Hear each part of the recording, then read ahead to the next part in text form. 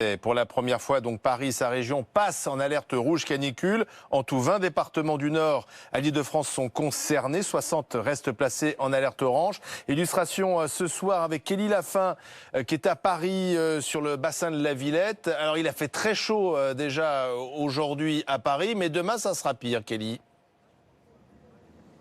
Oui, demain ça sera pire. Aujourd'hui on frôlait les 40 degrés. Demain on sera à 42 degrés. La chaleur est vraiment insupportable sur le béton en plein soleil. Alors évidemment tous les Parisiens aujourd'hui cherchent de l'ombre à tout prix. Ça peut être par exemple sous ces parasols de Paris-Plage, mais aussi certains prennent la fraîcheur sur le canal de l'Ourcq, sur les bateaux qui sont à disposition des Parisiens. Il y avait aussi beaucoup de monde sur les bassins, dans les bassins de la Villette où il est possible de se baigner, même dans les fontaines qui ne sont pas faites pour ça. Il est très difficile également de travailler par cette chaleur pour les personnes que nous avons rencontrées qui travaillent à l'extérieur, mais aussi pour ceux qui travaillent à l'intérieur et qui se retrouvent dans une véritable fournaise en sortant du travail. Écoutez certains d'entre eux au micro de Camille Chatillon.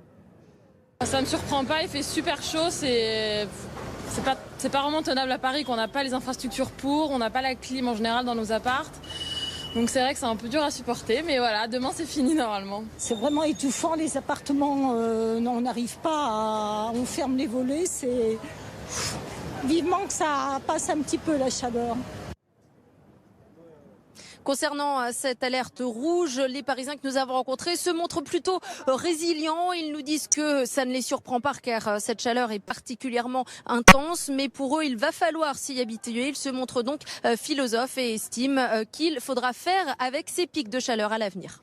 Merci Kelly Lafin à Paris, bassin de la Villette. Donc demain il fera encore plus chaud. On va en parler avec Frédéric Decker, météorologue à Météo News. Bonsoir Frédéric. Bonsoir. Nous sommes avec Romain Gisolm, le directeur de l'association des directeurs au service des personnes âgées. Bonsoir. Bonsoir. On va voir précisément ça veut dire quoi l'alerte rouge, notamment pour les EHPAD. Et puis Jean-Luc Caffier est avec nous, notre consultant environnement ici à BFM TV. Frédéric, il faut préciser, parce que cette Parisienne s'est trompée. Ça se termine pas demain. Demain c'est la journée la plus chaude a priori de la semaine. Et on devrait battre un record de chaleur à Paris. Oui, demain c'est la pire journée. On va démarrer déjà autour de 25-26 de minimum, donc en fin de nuit, début de matinée demain. Donc déjà peut-être un record qui tombe, puisque le record c'est 25,5 en 2003, et surtout l'après-midi, donc ça va monter très très vite demain en matinée. On attend un pic autour de 42 degrés à Paris-Montsouris, en plus dans le parc Montsouris, c'est-à-dire que dans les rues de Paris il fera encore plus.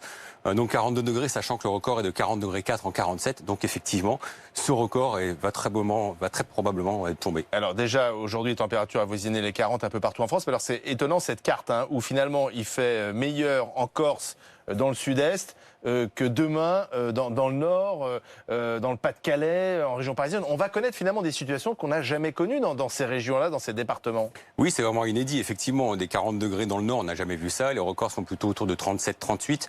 En Normandie également, en Lorraine et en Alsace, les records sont plutôt autour de 39. Donc là, on va avoir les premiers 40 de l'histoire dans toutes ces régions. Donc c'est vraiment une première depuis... Comment l'expliquer alors que ça touche essentiellement le nord et l'est? Parce qu'en fait, on a une bulle d'air chaud qui se déplace en fonction de l'anticyclone qui lui-même se déplace également vers l'Europe centrale.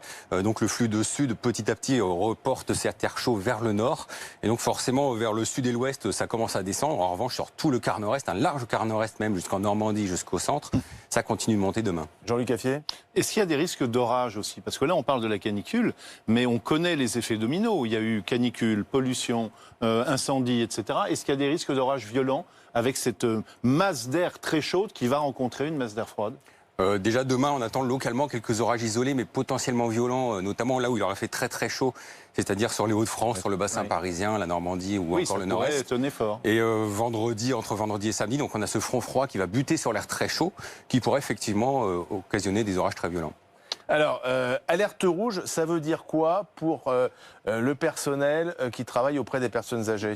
Ça veut dire qu'on va mettre en place un certain nombre de mesures qui sont prévues dans les plans canicules, qui sont, eux, bien connus, bien rodés. C'est l'une des améliorations, d'ailleurs, depuis 2003. C'est que maintenant, il y a un ensemble de procédures, de remontées d'informations, d'indicateurs qui sont bien connus de l'ensemble des professionnels comme de la population pour une part, et donc vont être mises en place dans le cadre de ces procédures un certain nombre de mesures pour faire en sorte que les personnes âgées soient le mieux protégées possible de la situation de très forte chaleur.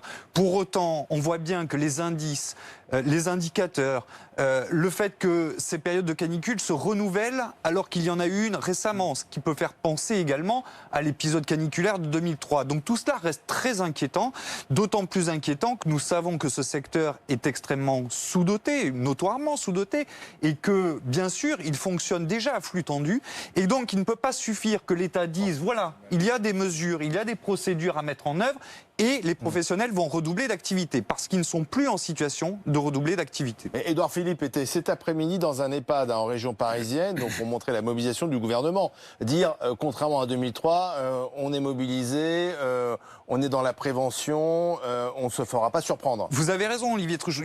Il est clair que ce qui a bougé depuis 2003, c'est ce que je vous disais. Aujourd'hui, l'ensemble des professionnels, les experts, la société elle-même, sait qu'un épisode caniculaire peut entraîner des milliers de décès. Par contre, le deuxième levier sur lequel il convenait d'agir et sur lequel l'État a insuffisamment agi, parce qu'il n'a pas rien fait non plus, mais clairement insuffisamment agi, c'est comment nous arrivons à mettre l'ensemble de ces mesures. Parce que, bien sûr, il faut rappeler à une vieille dame ou un vieux monsieur qu'il est important de boire régulièrement. Il faut rappeler qu'il faut ouvrir les fenêtres la nuit, qu'il faut baisser les rideaux la journée, etc., etc. Donc tout cela prend du temps. Et ça nécessite du temps professionnel auprès des personnes âgées en établissement. Et il faut penser aussi aux personnes âgées à domicile qui peuvent vivre de grandes situations d'isolement. Notamment pendant les vacances d'été. Notamment pendant les vacances d'été. C'était ce qui s'était passé en 2003, il faut le rappeler. C'est bien en cela que nous demandons effectivement à la puissance publique de rapidement mettre en œuvre des mesures d'amélioration. Oui, mais tout le monde ne peut pas tout attendre. C'est déjà fait quand même. Hein. Oui, mais enfin, on ne peut pas tout attendre. Les mairies s'occupent quand même des personnes âgées. Mais attendez, est-ce qu'il n'y a pas aussi une responsabilité individuelle? Moi, je veux bien que l'État s'occupe de tout, mais sincèrement, s'occuper aussi de ces anciens, c'est la responsabilité des familles. Ça pose même si je sais, il y a les vacances d'été, mais enfin... Ça pose plusieurs questions. Alors, d'abord, les familles sont quand même assez sensibilisées et plutôt en situation d'épuisement aussi tout au long de l'année. Donc, elles font déjà beaucoup. Et puis, vous avez raison, ça pose quand même une question de société. Quelle est la place des personnes âgées dans notre société? Quelles considérations nous avons? Mais un certain nombre de mouvements militants, je pense à AVEC, l'association Vivre et Vieillir Ensemble en citoyen, participent de ces réflexions. L'ADEPA organise un congrès grand public les 23 et 24 septembre. Ça participe effectivement de ces réflexions de société. Frédéric Decker, c'est une canicule exceptionnelle, plus forte que celle de juin? Elle est exceptionnelle en termes d'intensité, surtout en fait, et d'étendue sur la France, puisqu'en 2003, on a eu une canicule beaucoup plus longue, qui avait duré 2 semaines complètes, mais légèrement moins forte, notamment sur les régions du Nord, puisque là, on s'attend à battre tous les records, effectivement. Par contre, elle est vraiment très, très intense, notamment sur le tiers nord du pays, puisque justement, c'est des valeurs qu'on n'a jamais vues jusqu'à présent. Donc, c'est vraiment en termes d'intensité qu'elle est exceptionnelle. Vous confirmez qu'elle se termine vendredi? Elle se termine vendredi pratiquement partout, sauf vraiment sur le flanc ouest, où il fera encore très chaud, tout de même, autour de 37-38 sur la Lorraine, l'Alsace, jusqu'à la région Rhône-Alpes. Ailleurs, par contre, c'est vrai qu'on va perdre déjà une dizaine de degrés avec des orages, donc on va pouvoir respirer un peu, même s'il fera encore assez lourd. Et ce week-end, entre demain et ce week-end, on va même perdre jusqu'à 20 degrés par endroit. La canicule et ses conséquences, la SNCF invite ses clients à reporter demain leur déplacement prévu à cause de ce pic de canicule. La SNCF qui est même prête à rembourser, il faut le souligner, les frais, les billets de TGV. Pourquoi? Ce qui prouve bien qu'on est dans une situation exceptionnelle, c'est ça. Pourquoi? Parce qu'il y a des risques sur le réseau, il y a un risque sur la dilatation des rails, il y a un risque sur les caténaires, il y a des risques de provoquer des incendies également le long des voies parce qu'il y a des étincelles. Mais cet épisode, pour la SNCF comme pour la RATP, je disais tout à l'heure ce que prévoit la RATP comme mesure, c'est de distribuer des bouteilles d'eau. Vous voyez comme on est complètement démunis face à ce genre de problème. Mais là, ça agit comme un gyrophare, comme une alarme, comme une alerte rouge. On sait très bien que les vagues de chaleur sont plus nombreuses, sont plus violentes. Donc il va falloir aller au-delà des bouteilles d'eau, quoi, en fait. Mais oui, mais ce sera encore pire dans les années qui viennent. On a besoin de bouteilles d'eau, on a besoin de brumisateurs, de pièces froides. On a besoin de tout ça, mais on a besoin de se reposer la question de l'ensemble de la... Les déplacements. Mais, bien évidemment, les déplacements, mais le logement aussi. On parle des passoires thermiques, par exemple. On pense tout de suite à la chaleur. Parce que les nuits sont insupportables en ce moment. Oui, mais alors là... on n'a pas la clim, quand on vit dans les villes. Oui, et on est en train de se demander si on ne va pas dépenser plus d'énergie pour rafraîchir maintenant que pour chauffer l'hiver. Donc on en est là, c'est-à-dire que c'est tout un système qu'il faut revoir. Et puis la climatisation, c'est très bien, mais ça fait de l'air froid à l'intérieur, ça rejette de l'air chaud à l'extérieur, ça représente 10% de la consommation électrique du monde. La climatisation aux États-Unis, 95% des bâtiments climatisés, c'est l'équivalent de la consommation de l'ensemble du continent africain en électricité. Et ça va être multiplié par 3 ou 4 dans les années qui viennent. La planète ne pourra pas être climatisée. Mais tout ça est assez effrayant quand même quand on regarde les chiffres. Hein. Je dis une alarme, c'est quand même quelque chose de sérieux. Si on veut éviter les ennuis à l'avenir, il faudra revoir un certain nombre de choses et investir. En même temps, on va vous dire, là, ça dure 3-4 jours. Certes, c'est désagréable. Ouais, en même temps, il y a une bonne partie des Français qui se trouvent déjà en vacances, quand on est au bord de l'eau, c'est quand même, c'est pas non plus insupportable. Non, mais demain, certes, on peut pas prendre le train, mais enfin, c'est une journée.